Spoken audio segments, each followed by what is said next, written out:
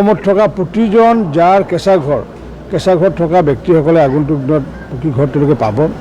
নাম আহিছে বহুত মানে সংগতি নথকাও নাম আহিছে আৰু সংগতি নথকা নাম এইকাৰণে মই কৈছোঁ যে 43 লাখ মানুহৰ নাম আহিছে। 43 লাখ যদি আপুনি চৰকাৰী ঘৰৰ বাবে জিঅ'টেক কৰিছে তেনেহ'লে আপোনালোকৰ কাৰণে আহিছে এটা বেয়া খবৰ। তো আপোনালোকে কিন্তু সকলো অঞ্চলতে কিন্তু নতুন কৰি আকৌ মানে ছাৰ্ভে আৰম্ভ হৈছে। যদি আপোনালোকৰ অঞ্চলত এতিয়ালৈকে ছাৰ্ভে আৰম্ভ হোৱা নাই, যদি আপোনালোকৰ মানে প্ৰকৃত হিতাধিকাৰী হয়, যদি আপোনালোকে তেতিয়াহে আপোনালোকে চৰকাৰী ঘৰ লাভ কৰিব, আৰু যদি আপোনালোকে প্ৰকৃত হিতাধিকাৰী নহয় তেনেহ'লে আপোনালোকে চৰকাৰী ঘৰ লাভ নকৰিব।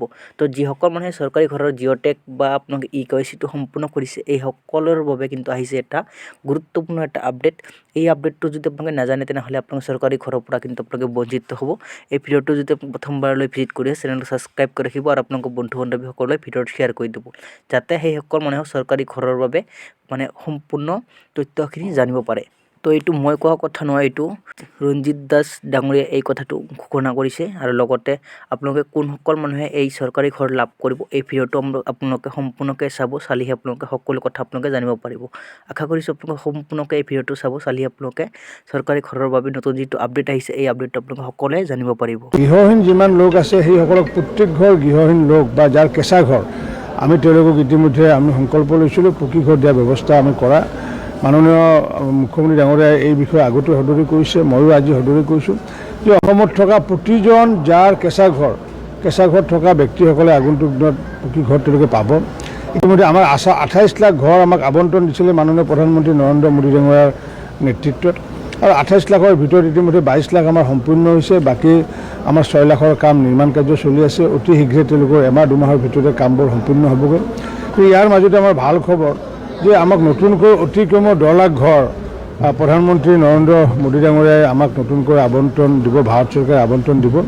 গতিকে জীৱিকা সখীসমূহে যিসমূহ ছাৰ্ভে কৰিছে, সেই ছাৰ্ভে কৰাসমূহ আগন্তুক দিনত গাঁও সভাত তাত পাৰিত কৰিব লাগিব। কাৰণ বহু ক্ষেত্ৰত দেখিছোঁ যে যি নাম আহিছে বহুত মানে সংগতি নথকাও নাম আহিছে আৰু সংগতি নথকা নাম এইকাৰণে মই কৈছোঁ যে 43 লাখ মানুহৰ নাম আহিছে। 43 লাখ মানুহ যদি নাম আহিছে, 28 লাখ আগতে দিছোঁগৈ, গতিকে তেতিয়া 62 লাখ দেখোন ৰেচন কাৰ্ড মানে থকা মানুহ আছে। গতিকে তাৰমানে ৰেচন কাৰ্ড থকা মানুহৰ কাৰো ঘৰে নাই নেকি, তেনেকুৱাটো কথা হ'ব নোৱাৰে। গতিকে সেইবোৰ আমি গাঁও সভাত পাৰিত কৰিব লাগিব, আৰু গাঁও সভাত পাৰিত কৰাৰ ক্ষেত্ৰত পঞ্চায়তৰ সভাপতি আৰু পঞ্চায়তৰ সচিবে তাত স্বাক্ষৰ কৰিব লাগিব, যাতে ঘৰত থকা মানুহে যাতে পুনৰ যাতে ঘৰ নাপায়, তাৰ কাৰণে আমি বিহিত ব্যৱস্থা কৰিছোঁ। আৰু পৰ্যায়ক্ৰমে আমি আগন্তুক দিনত এইবাৰ নতুনকৈ 10 লাখ হয়তো ঘৰ আমি পোৱাৰ এটা সম্ভাৱনা এটা আছে, মাননীয় প্ৰধানমন্ত্ৰী ডাঙৰীয়াই ঘোষণা কৰিব। গতিকে আমি এটাই অংগীকাৰ কৰিছোঁ যে প্ৰতিগৰাকী গৃহহীন নাগৰিকক অসমত আমি আগন্তুক দিনত গৃহ দিয়াৰ কাৰণে ব্যৱস্থা কৰিছোঁ। তো প্ৰত্যেক গাঁৱতে কিন্তু এটা ছাৰ্ভে আৰম্ভ হৈছে। এই ছাৰ্ভেটো মানে আপোনালোকে এই ছাৰ্ভেটো আপোনালোকে সকলোৱে কৰিব লাগিব। যিসকলৰ ঘৰত নাম আছে এই সকলো মানুহে ছাৰ্ভে কৰাৰ পাছত আপোনালোকে চিলেকশ্যন হ'ব, চিলেকশ্যন পাছতে আপোনালোকে ঘৰ লাভ কৰিব।